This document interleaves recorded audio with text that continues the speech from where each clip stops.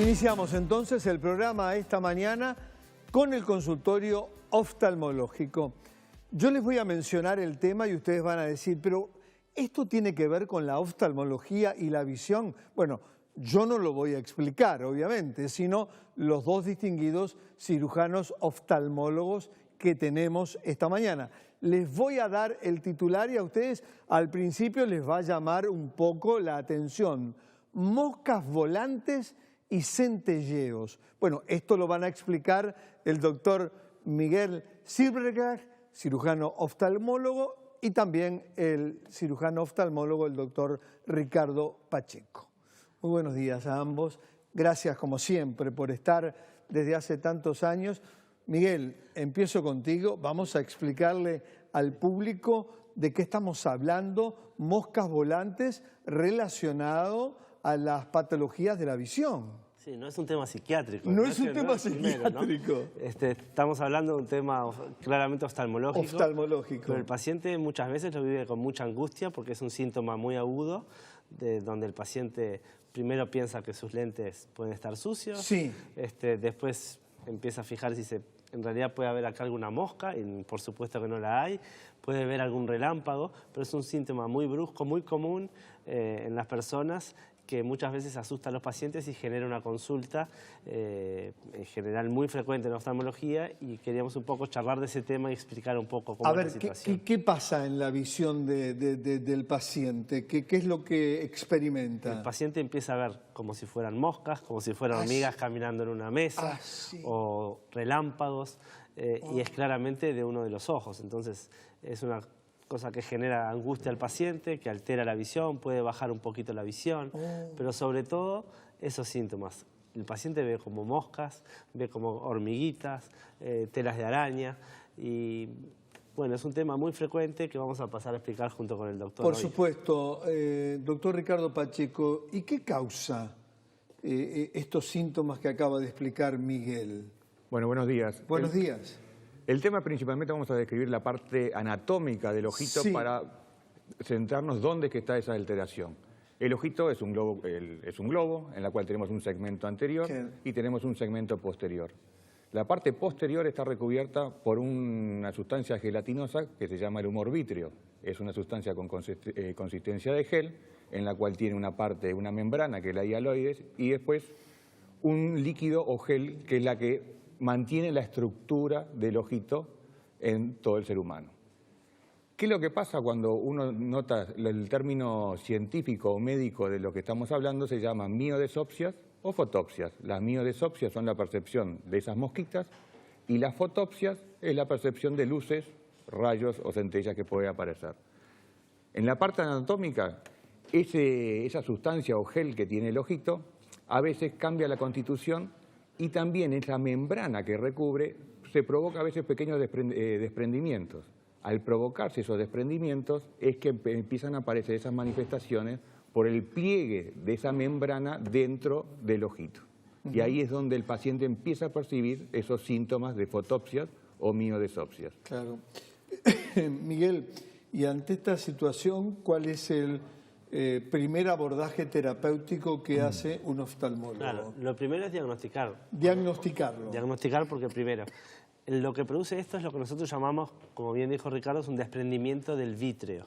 El vítreo es el gel que rellena el ojo, se desprende de la retina, y hay que diferenciarlo. No es un desprendimiento de retina. No es desprendimiento de retina. Es un desprendimiento del gel vítreo, es decir, se produce una separación del gel vítreo y cambia la composición del mismo de la retina. Entonces, ¿qué pasa? Al entrar la luz, como se cambia la estructura, genera sombras sobre la retina, que son las que nosotros vemos.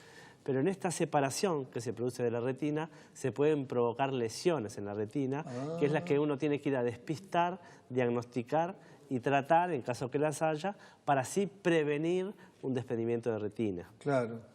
¿Y qué tipo de lesiones se pueden producir antes de que llegue y evitar el desprendimiento de retina? Claro, las miodesopsias o las moscas volantes son por alteración de la composición. Pero los centelleos es porque el gel está tironeando de la retina, y entonces en alguno de esos tironeos puede provocar lo que nosotros llamamos un desgarro de la retina. Claro. Y a su vez este desgarro poder conllevar un desprendimiento de la retina. Entonces nosotros, si podemos diagnosticarlo a tiempo, esto puede ser plausible de un tratamiento preventivo, como vamos a hablar más adelante. Claro. ¿Y cuál sería, Ricardo, el tratamiento preventivo frente a estas moscas volantes y a estos centelleos?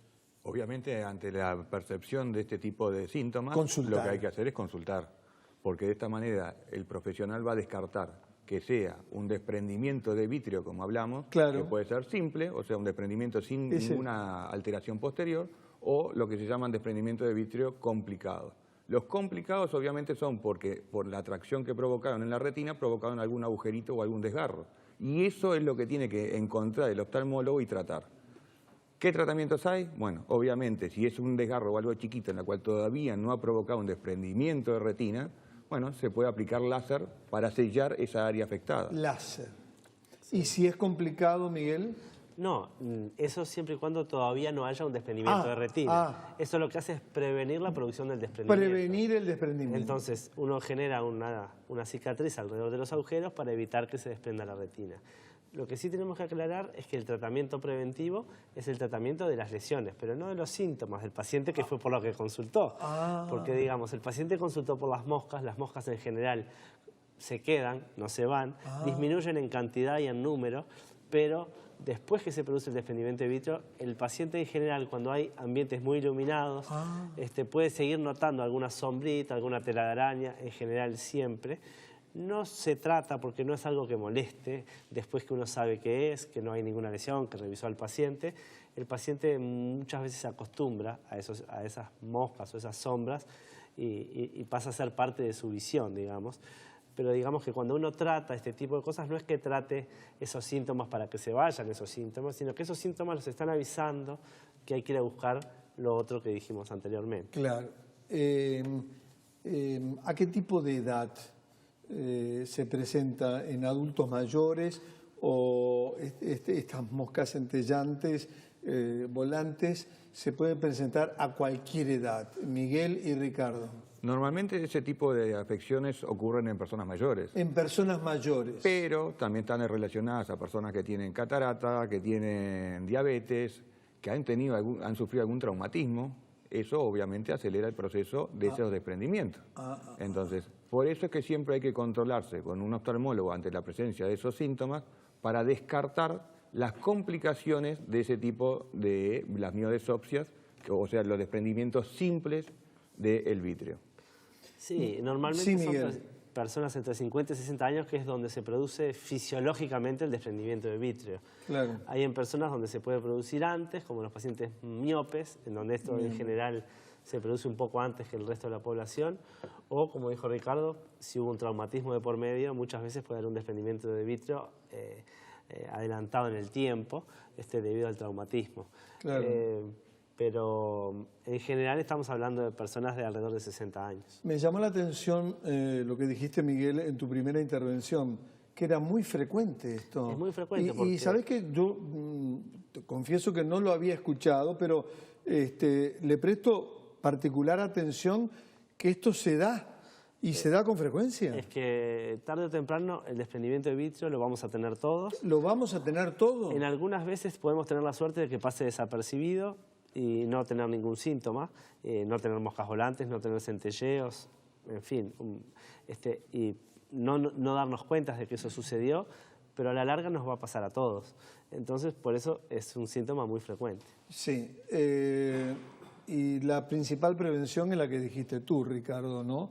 Siempre una consulta. Siempre con una consulta que, como sucede en todo tipo de patologías, esto es algo arraigado en los uruguayos, normalmente no tenemos una cultura de la prevención y concurrimos al profesional, sea el que sea, el oftalmólogo, el cardiólogo o el oncólogo, cuando la patología ya está incorporada y a veces en un estadio 1, estadio 2 o estadio 3, donde obviamente el abordaje terapéutico puede llegar a tiempo o puede llegar tardíamente, Miguel y Ricardo. Lo que estamos buscando siempre es la prevención. La prevención. De esa patología que se evoluciona a un desprendimiento de retina en el caso de los pacientes que tienen un desprendimiento de vitrio complicado. Claro. Entonces, si nosotros encontramos esos pequeños agujeritos o desgarros, tratados rápidamente, no evolucionan a una patología mucho más grave. Mucho más grave, como es el desprendimiento de retina, del que ustedes y vuestros colegas de oftalmovisión se han ocupado.